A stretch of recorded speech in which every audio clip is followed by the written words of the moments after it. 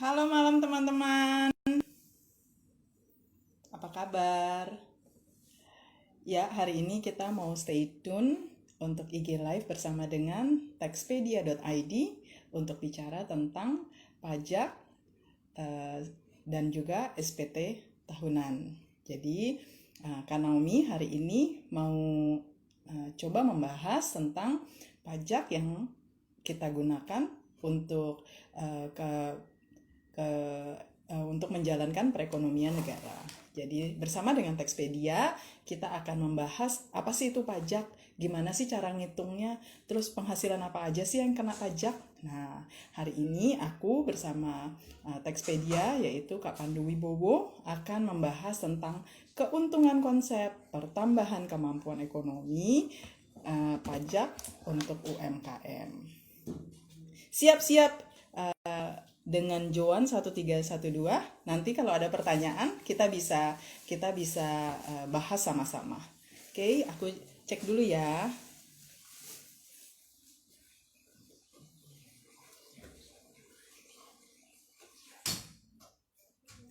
Masih nunggu nih dari Textpedia-nya.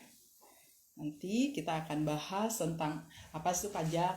Udah tahun 2021 di bulan Januari, pajak SPT tahunan. Sebagai warga negara yang baik pasti kita harus bayar pajak dong, dan terutama untuk SPT tahunan yang akan dihitung dan juga dilaporkan pada setiap akhir Maret di setiap tahunnya, baik itu SPT tahunan pribadi maupun SPT tahunan sebuah badan perusahaan. Jadi kita akan sama-sama belajar bersama dengan Taxpedia untuk membahas gimana sih rumus untuk ngitung pajak kita. Halo Pak Daniel, dengan Pak Daniel Sastra Mijaya. Halo. Textpedianya belum masuk nih kayaknya. Ya, Mam Pradinta Astriani, nanti aku coba ya tanya-tanya tentang amnesty. Tax amnesty-nya itu untuk perusahaan atau untuk pribadi? Nah, coba nanti kalau ada pertanyaan bisa langsung diketik-ketik karena waktunya cukup terbatas ya, hanya 30 menit saja ke depan. Jadi aku akan membacakan pajak yang akan dibahas dengan Kak Pandu Wibowo dari Taxpedia ID. Kak Pandu, Taxpedia sudah ada belum ya? Wah, masih belum ada nih. Aku mau invite-nya Taxpedia.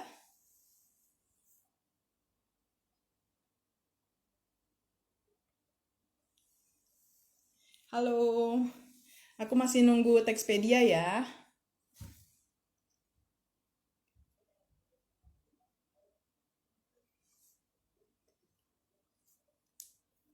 Oke, Mam Pradinta Astriani.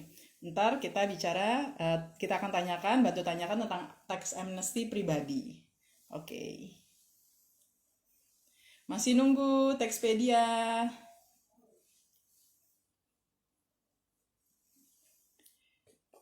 Mana ya? Oke. Oke, Mam, kita akan bicara tentang pajak. Pajak itu apa sih? Pajak adalah sumber utama penghasilan negara sebenarnya.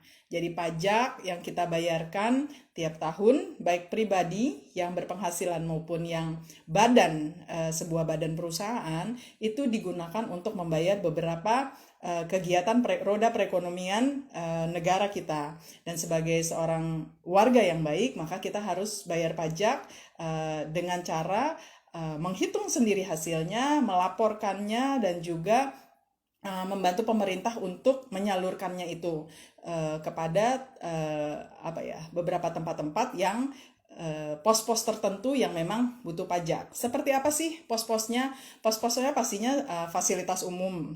Fasilitas umum ada infrastruktur, jembatan contohnya, atau sekolah gitu ya. Dan juga Badan Pertahanan dan Keamanan. Oke, aku undang Taxpedia-nya ya.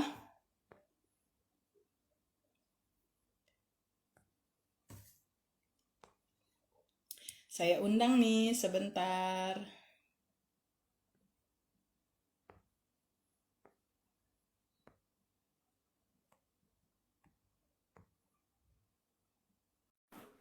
Kita tunggu Textpedianya. Halo, Kak Naomi. Halo, halo Kak Pandu. Halo. Selamat malam.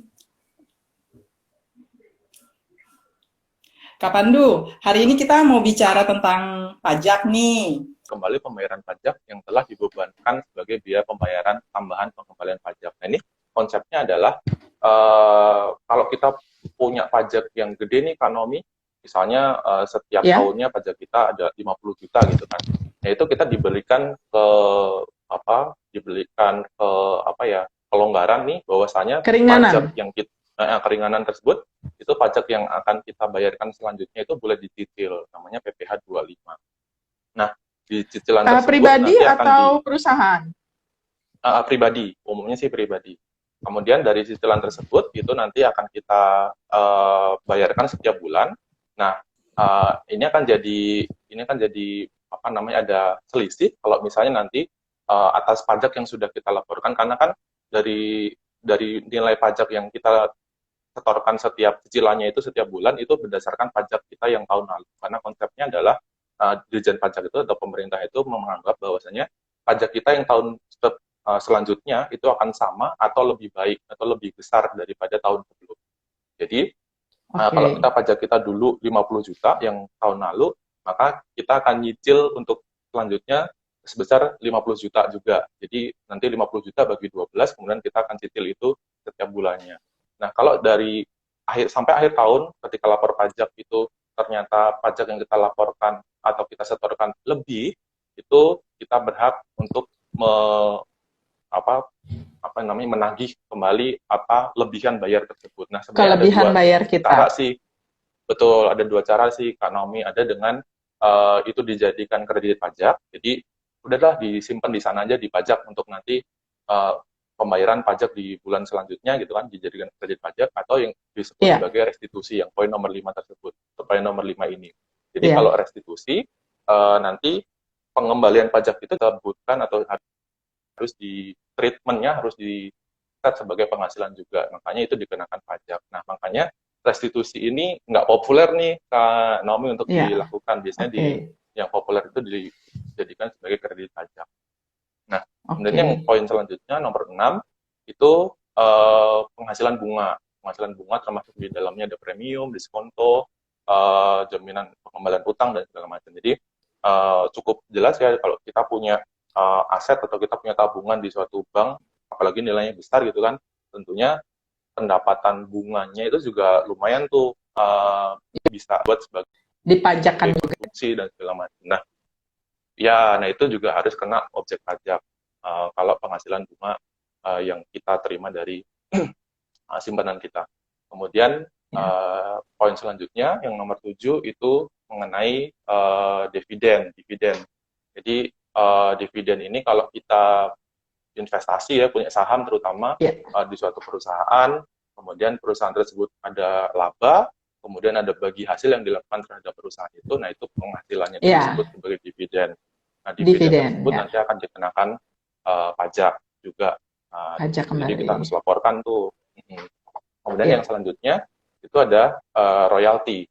Jadi kalau dari teman-teman nih ada banyak banget nih konten kreator gitu kan, ada desainer misalnya, kemudian dari hak ada penciptaan kita tersebut kalau diproduksi dan dijual secara bebas gitu, biasanya kita akan dapat royalti namanya, atau penghasilan royalti. Nah, Nah, selanjutnya kapan dulu yang poin ke 9? Sewa dan penghasilan lain sehubungan dengan, nah di sini kalau kapan dulu? Sepertinya terputus sinyalnya. Kalau kita sewakan akhirnya itu akan ada penghasilan di situ. Nah, penghasilan tersebut juga kapan dulu? Kapan dulu? Sepertinya terputus sinyalnya. Jadi penghasilan sewa. Sudah? Oke, bisa dilanjutkan. Dikenakan sebagai objek pajak. Nah, memang ada banyak juga nih penghasilan sewa yang bisa kita sebut penghasilan sewa kan, ada sewa tanah, sewa bangunan, sewa mobil kalau kita punya aset mobil. Nah, itu masing-masing memang. Kemudian yang Kak Pandu? selanjutnya, sorry, di tempat saya masih terbuka. Oke. Kemudian selanjutnya itu nomor Kak Pandu, 9 itu agak penerimaan. terputus. Baik. Agak terputus? Tidak? Nah, selanjutnya itu ada penerimaan. Saya udah bisa dengar ya suara saya ya. Iya. Oke. Penerimaan dan perolehan pembayaran berkala. Jadi kalau kita punya ditanggung oleh seseorang gitu atau ditanggung gitu, kemudian kita dapat pembayaran berkala, umumnya sih biasanya kalau contoh yang paling gampang, kalau suami istri pisah nih, udah cerai gitu, biasanya istrinya akan dapat tanggungan secara berkala sama mantan suaminya gitu. Nah, sebenarnya Iya. pendapatan berkala tersebut itu juga harus dilaporkan sebagai objek pajak. Nah, itu namanya penerimaan perolehan pembayaran berkala. Nah, yang selanjutnya nomor 11 itu keuntungan karena pembebasan utang, kecuali sampai nilai tertentu yang telah diatur sama pemerintah. Jadi sangat umum sekali kalau misalnya kita berhutang nih, misalnya utang ke bank karena satu dan lain hal, utang kita itu dibebaskan. Nah, selisih dari utang yang sudah kita cicil sama utang yang dibebaskan itu disebut sebagai kena pajak. Jadi itu disebut sebagai penghasilan yang akan dikenakan pajak. Jadi kalau misal ada teman-teman yang pernah dibebaskan utangnya gitu kan, tentunya utang yang terikat hukum misalnya, nah itu juga harus di-set sebagai objek pajak. Kemudian yang selanjutnya itu nomor 12 ya berarti, itu keuntungan karena selisih kurs mata uang asing. Kurs nah, ini, mata asing. Betul. Jadi biasanya kalau dari perusahaan, badan ataupun biasanya perusahaan sih sama kita, kalau kita wajib pajak orang pribadi, biasanya kita mainan forex gitu ya, foreign exchange. Nah, kalau ada penghasilan dari selisih mata uang asing tersebut, kalau yang di badan biasanya setiap akhir tahun tuh ada audit atau ada akunting atau thing. Kemudian di awal tahun kita beli mata uang tertentu, kemudian di akhir tahun mata uangnya naik, itu kan berarti itu ada keuntungan atau keuntungan selisih dari kurs mata uang asing tersebut. Jadi itu juga harus dikenakan pajak di akhir tahun nantinya. Kemudian poin selanjutnya itu ada selisih lebih karena penilaian kembali aktifan. Ini umumnya juga terjadi di badan ya, di perusahaan. Jadi di perusahaan.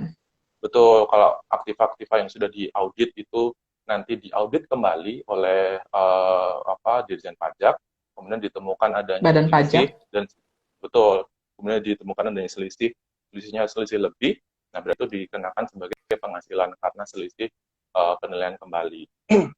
Itu sangat umum di badan. Kemudian yang selanjutnya itu ada premi asuransi. Premi asuransi ini terutama yang dibayarkan oleh perusahaan terutama. Kalau kita sebagai kita bekerja di perusahaan pribadi, itu kan kita umum tuh, betul, kalau kita bekerja di perusahaan, kita umum akan dibayarin namanya ada BPJS Kesehatan, ada BPJS TK, ada jaminan kematian, JKK, segala macam. hari tua. Sebenarnya konsepnya adalah kena pajak. Nah, itu sebenarnya sudah dihitungin, biasanya sudah input sama A1 kita. Jadi setiap tahun kita kan dapat bukti potong A1. Nah, biasanya di situ akan input ada asuransi-asuransi yang sudah dibayarkan sama perusahaan. Khusus untuk asuransi yang sudah dibayarkan sama perusahaan aja.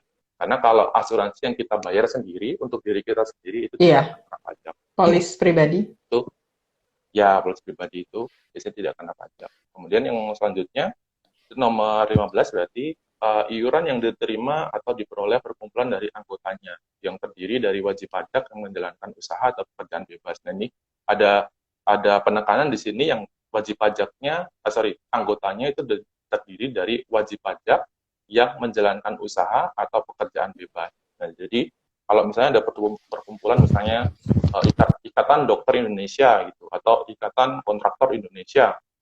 Nah, kalau perkumpulan tersebut menarik iuran kepada anggotanya, nah perkumpulan tersebut sebagai badan, karena perkumpulan itu biasa dikukuhkan dengan badan hukum tertentu gitu kan. Nah, iuran Ya. tersebut itu harus dilaporkan sebagai penghasilan yang kena pajak. Jadi iuran-iuran anggotanya. Tapi Oke. kalau yang anggotanya itu bukan bukan apa menjalankan usaha Bukan atau profesional. bebas, ya kayak misalnya perkumpulan kayak partai atau perkumpulan keagamaan misalnya gitu kan, itu tidak akan Tidak dikenakan dikenakan pajak. wajib pajak. Iya. Kemudian yang selanjutnya itu tambahan kekayaan neto yang berasal dari penghasilan yang belum dikenakan pajak. Jadi di sini cukup jelas ya. Jadi akumulasi penghasilan yang dikenakan pajak itu akan menambah kekayaan neto yang merupakan penghasilan sih di situ. Jadi Ya. jadi gini konsepnya. Jadi tambahan kekayaan neto itu adalah kekayaan kita yang sudah kita laporkan di tahun lalu nih, kemudian kekayaan kita yang akan kita laporkan sekarang. Kalau ada kenaikan, itu kenaikannya itu akan dilihat tuh.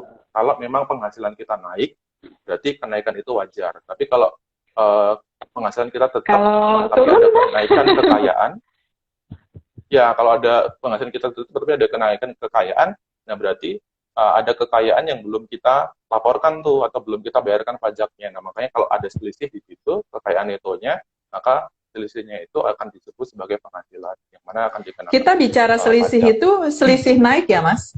Kita bicara Selisih selisih naik, itu betul. dari tadi adalah selisih naik, yang artinya Yes. pendapatan kita berlebih. Kekayaan, Kalau itu penambahan, kekayaan yes, kita menyusut, betul. berarti tidak ada yang namanya istilahnya kena wajib pajak kan? Karena Oke. dari pertambahan kemampuan ekonomis yang kita dapatkan tuh itu yang akan disebut sebagai objek pajak yang harus kita bayarkan. Kemudian yang selanjutnya berarti imbalan bunga 17. bagaimana ya imbalan bunga sorry 17 ya, berarti penghasilan dari usaha yang berbasis syariah. Jadi Syariah, ya. betul, karena memang disebutkan di sini sendiri berbasis syariah karena biasanya diatur dalam undang-undang yang terpisah juga nih kalau kita ngomongin tentang syariah. Jadinya saya sama aja tuh kalau misal badan statusnya adalah status syariah, itu sebenarnya itu juga tetap penghasilan atas bagi hasilnya itu tetap harus dilaporkan pajaknya. Itu yang 17, kemudian yang 18 itu adalah imbalan bunga sebagaimana dimaksud dengan undang-undang. Nah, imbalan bunga sama penghasilan bunga itu sebenarnya berbeda ya. Kalau penghasilan bunga kita tahu tadi konsepnya adalah kita punya tabungan, kemudian ada bunganya. Berbunga. Nah, bunganya itu kita sebut sebagai penghasilan. Nah, di sini imbalan bunga itu lebih ke ketika kita lapor pajak, kemudian diidentifikasi ternyata kita lapornya lapornya nggak ada lebih bayar misalnya. Kemudian sama pajak itu diidentifikasi kurang bayar misalnya. Kemudian kita sebagai warga negara itu kita boleh untuk melakukan banding karena misalnya oh enggak kok saya nggak kurang bayar misalnya, saya bisa buktikan misalnya. Nah, itu kita bisa banding. Kemudian setelah atas hasil putusan dari pengadilan pajak misalnya ternyata memang tidak kurang bayar misalnya, nah itu kita akan dapat namanya imbalan bunga. Jadi istilahnya ada komisi yang diberikan oleh negara atas kesalahan tersebut. Jadi tentunya itu diatur dalam tata cara perpajakan yang udah ada ya. Jadi yang cukup rumit tadi yang mengenai imbalan bunga. Nah, yang terakhir yang nomor 19 itu ada SBI Surplus atau Bank Surplus Indonesia. Bank Indonesia. Nah, ini Surplus Bank Indonesia betul ini lebih ke badan ya, konsep ke badan, yaitu ketika di audit nih setelah nanti dikoreksi fiskal dari Bank Indonesia, kemudian ada selisih atas kurs dan segala macamnya, itu nanti ada namanya Surplus Bank Indonesia atas penghasilan yang diberikan atau diperoleh oleh perusahaan masing-masing. Itu tentunya akan jadi penghasilan yang dikenakan pajak. Nah, itu semua 19 poin itu yang disebut sebagai objek pajak nih Kak Nomi. Jadi memang kalau kita sebagai orang jadi awam ada gitu 19 kan, poin sebenarnya. Cuman kalau kalau kalau kita secara pribadi untuk saat ini sejak masa pandemi dari 2019 lalu dari 2020 lalu sampai dengan 2021 berarti kan kita ada kurang lebih 1 tahun kurang lebih sekitar 8 9 10 bulan lebih kita memang dalam kondisi yang untuk secara roda perekonomian baik itu pribadi maupun perusahaan ada beberapa hal yang menurun. Nah, kewajiban bayar pajak kita itu kan bisa sampai di nol nih Mas, misalnya. Bisa sampai di nol. Itu cara melaporkannya dengan hasil yang saya misalnya tadinya bekerja, lalu saya berhenti bekerja. Apakah saya tetap harus melaporkan pajak saya yang dari bekerja lalu berhenti bekerja? Halo Mas Pandu. Ya, sepertinya sinyalnya agak kurang bagus. Mas Pandu? Sorry, saya tadi hilang sinyal. Nah, jadi gini Mas Pandu, intinya lebih kepada dari yang tidak bekerja lalu dari yang bekerja lalu menjadi seorang yang tidak bekerja, apakah kita tetap harus melaporkan? Itu satu. Yang kedua,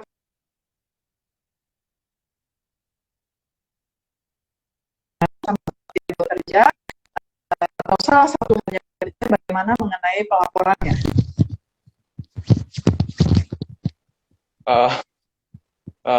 Sorry, pertanyaan nggak putus-putus nih, Kak Naomi. Jadi yang bisa saya dengar tadi yang pertama deh kayaknya. Kalau kita tadi bekerja, terus kita tidak bekerja, apakah tetap harus bayar pajak gitu ya? Iya. Tadi, jadi kalau tadi saya menyederhanakan aja nih, kalau tadinya bekerja kemudian tidak bekerja, tapi tetap punya penghasilan misalnya. Jadi somehow kita masih punya penghasilan dari apapun itu freelance misalnya, kemudian kita nge-MC misalnya, nge-MC ke perusahaan terus biasanya dibayar, itu juga biasanya juga akan ada bukti potong yang telah dipotongin sama perusahaan tersebut nantinya. Kalau misalnya kita dapat komisi dari perusahaan, biasanya perusahaan itu akan ngepotongin PPh yang udah upah yang sudah kita kasihkan ke si freelancer tersebut. Nah, itu nanti juga harus wajib kita laporkan juga tuh, walaupun status kita secara bekerja atau tidak itu sebenarnya tidak bekerja, tapi secara kewajiban kita sebagai warga negara karena kita punya penghasilan baik itu dari freelancer ataupun apapun itu kita juga harus laporkan. Itu seperti ada itu. pertanyaan lagi nih Mas Pandu. Oke. Kalau untuk pertanyaan selanjutnya nih Mas Pandu, kan misalnya kalau untuk pajak itu ada yang sampai nihil. Itu gimana perhitungannya Mas Pandu ya? Kenapa bisa sampai dinihilkan? Mas Pandu dengar? Jadi kalau jadi misalnya kita bayar pajak, tapi nilai objek pajak kita, nilai pajak kita itu sampai dengan 0, nihil. Oh oke. Karena biasanya kalau nihil itu biasanya atas masukan atau penghasilan yang sudah kita lakukan itu sama dengan pengeluarannya. Jadi umumnya untuk yang halo. Iya Mas Pandu, terputus. Iya silakan Mas Pandu. Saya nggak dengar sebentar. Halo Mas Pandu.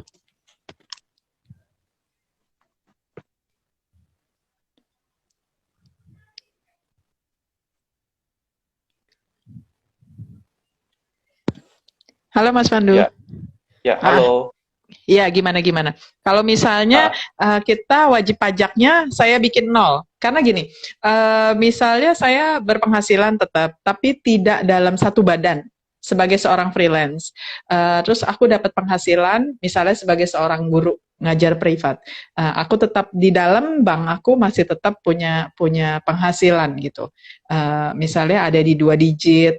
Nah, itu seperti itu, apakah tetap bentuknya harus dipajakan? Penghasilan saya tetap harus dipajakan, sedangkan saya dapatnya secara private gitu loh, misalnya. Oke, tetap sih Kak Naomi, sorry ya tadi keputus sih, cuman saya jawab sejauh yang saya dengar nih. Jadi kalau tadi kita tetap punya penghasilan yang dari private, kalau nggak salah tadi saya dengarnya, itu tetap harus kita laporkan. Walaupun nanti ketika kita waktu pelaporan, setelah kita dihitung nih misalnya menggunakan aplikasi apapun itu, walaupun statusnya nihil, itu tetap harus kita laporkan tuh. Nah, ngomong-ngomong nih, ketika tadi ada banyak sekali penghasilan, 19 penghasilan yang jadi objek pajak nih, kita sebagai Taxpedia nih, Kak Naomi, itu nantinya kita akan ada launch aplikasi, yang mana aplikasi tersebut itu bisa kita bisa melakukan baik itu lapor, setor, maupun bayar pajak loh, Kak Naomi. Jadi atas tadi 19 objek pajak tersebut, itu kalau kita punya semua nih, kalau kita coba masukkan ke dalam formulir, tentunya kita akan bingung dong, oh ini itu masuk ke mana ya, penghasilan ini masuk ke mana gitu kan. Betul. Di aplikasi kita itu ada fitur yang namanya Tax Manager.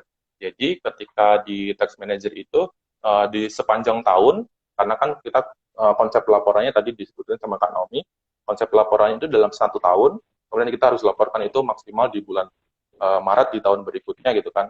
Nah, selama 1 tahun, terutama kalau kita freelancer gitu kan ya, punya penghasilan macam-macam sepanjang tahun, kadang kita bisa kececer tuh penghasilan kita atau bukti potong kita kemana-mana gitu kan. Nah, di Tax Manager ini sepanjang tahun, begitu kita punya penghasilan, kita bisa masukkan tuh nilai penghasilannya dari mana, kita bisa input juga, upload bukti potongnya, kemudian kalau misalnya sudah dibayar, ya berarti kita bisa upload juga NTPN-nya, segala macam, dan kita juga bisa lakukan pembayaran pajak di aplikasinya juga. Nah, nantinya ketika kalau sudah di sepanjang tahun itu disimpan di dalam fitur Tax Manager, begitu nanti kita akan laporkan di SPT, ketika kita mau lapor SPT, itu datanya akan diambil dan dikompil, jadi nanti akan di sistem akan secara otomatis nyemplungin nih kalau nilai penghasilan sewa tanah itu masuknya kemana, kalau nilai penghasilan sewa kendaraan itu masuk kemana, itu automatically. Kita nggak perlu lagi, automatically. Jadi kita nggak perlu lagi mikirin, oh ini harusnya masuk kemana sih penghasilan ini. Jadi seperti itu, Kak Naomi. Jadi aplikasi ini direncanakan sih akan di launch di bulan Februari. Jadi stay tune di sosial media kita di Taxpedia. Jadi nanti Taxpedia.id. Ya, betul, Taxpedia.id. Nantinya terus kalau ada teman-teman yang khawatir nih, kira-kira aplikasinya berbayar nggak sih? Sebenarnya nggak berbayar loh, gratis. Jadi sepanjang kita bekerja ataupun UMKM, itu kita bisa pakai aplikasinya gratis. Tapi nanti memang kalau ada penghasilan tertentu, yang kalau misalnya kita punya penghasilan tertentu yang mana kita sebagai aplikasi mengidentifikasi bahwa sebenarnya penghasilan itu harusnya belong to perusahaan atau pribadi yang punya kemampuan lebih gitu. Nah, itu sebenarnya ada paketnya sendiri. Cuman paketnya sendiri juga nggak mahal loh. Ada nilainya nanti masih rahasia sih nanti, tapi yang tahu per bulannya. Jadi kita tunggu launch-nya. Nggak banyak banget atau nggak mahal-mahal banget loh. Jadi seperti itu. Jadi tadi tentang kita balik lagi ke yang di awal, karena ada konsekuensi dua tadi itu, ada konsekuensi untuk penagihan baik dan juga ada konsekuensi adanya pidana gitu kan. Nah, ada kebutuhan untuk melaporkan ini secara baik dan benar gitu ya.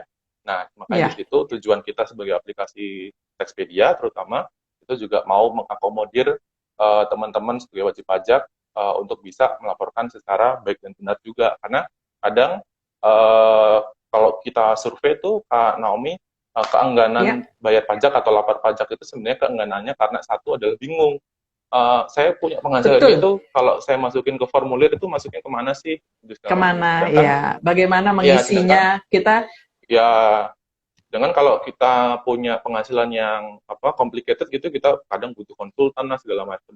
Betul, bayar lagi. Dari sisi aplikasi, dari sisi aplikasi kita bisa cater itu sih karena teman-teman. Jadi jujurnya kalau untuk saya secara pribadi juga agak kesulitan kalau untuk mengisi SPT. Kadang-kadang kita tanya dulu, kita datangin ke Dirjen Pajaknya, terutama tempat di NPWP, ini ngisinya gimana sih, ini ngisinya gimana sih, dan itu Iya, lumayan antri. Jadi ya, apa ya, sampai saat ini saya belum lihat satu badan yang mentransparansikan how to use, how to make, gimana caranya mengisi SPT tahunan, kecuali memang orang-orang yang berkompeten untuk itu. betul. Jadi kayak misalnya contoh aja ada dua nih penghasilan sewa yang tadi saya sebutin. Penghasilan sewa itu ada di dua tempat berbeda. Kalau penghasilan sewanya juga berbeda juga. Kalau misal kita penghasilan sewanya penghasilan atas sewa tanah dan bangunan, itu ternyata kita harus lapornya pakai yang pasal 4 ayat 2 misalnya. Kemudian kalau Waduh, kita pasal punya lagi. penghasilan, iya, kalau kita punya penghasilan yang kendaraan, itu nanti dilaporkan pakai pasal yang berbeda lagi. Nah, itu kan memang untuk masyarakat umum Agak rumit. akan sangat kesulitan di situ. Makanya di situ muncullah ada ide untuk punya aplikasi. Kita bangun aplikasi Textpedia ini untuk memudahkan wajib Nah, pajak untuk Textpedia membayar pajak. ini kita bisa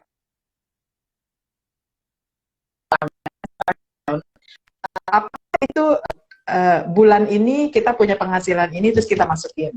Bulan ke depan kita masukin lagi. Apakah seperti itu atau memang full setelah 1 tahun dari Januari sampai Desember sudah kita punya penghasilan, baru kita upload di Textpedia-nya supaya untuk penghitungan bagaimana kita membayar pajak di tahun setelahnya di bulan Maretnya. Betul, konsepnya kayak jurnal sih Kak Naomi. Jadi seperti yang tadi disebutkan awal. Jadi kalau tadi kita begitu selesai nge-MC misalnya, kemudian kita langsung dapat upahnya udah dapat bukti potong juga dari perusahaan tersebut, itu kita bisa langsung masukin tuh ke dalam istilahnya feature-nya dan namanya feature tax manager.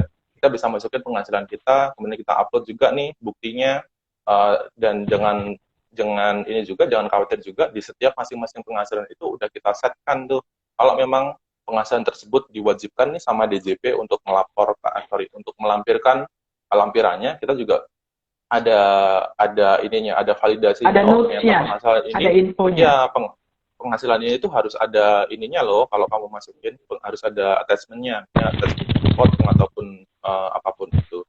Nah, itu juga memudahkan sekali sih.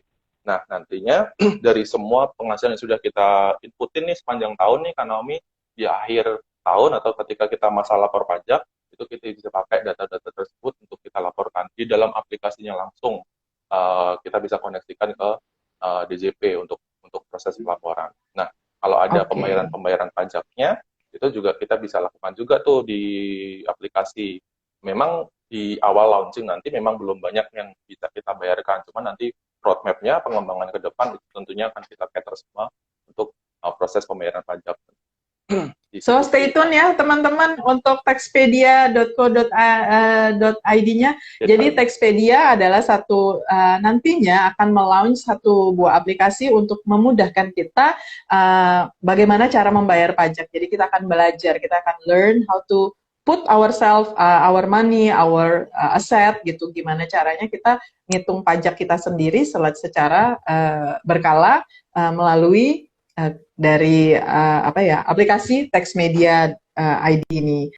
Oke, Kak Pandu, terima kasih banyak untuk waktunya, terima kasih banyak untuk ngobrol-ngobrolnya, terima kasih untuk Textpedia juga yang udah kasih kita ilmu bagaimana cara menghitung pajak penghasilan dengan rumus-rumusnya.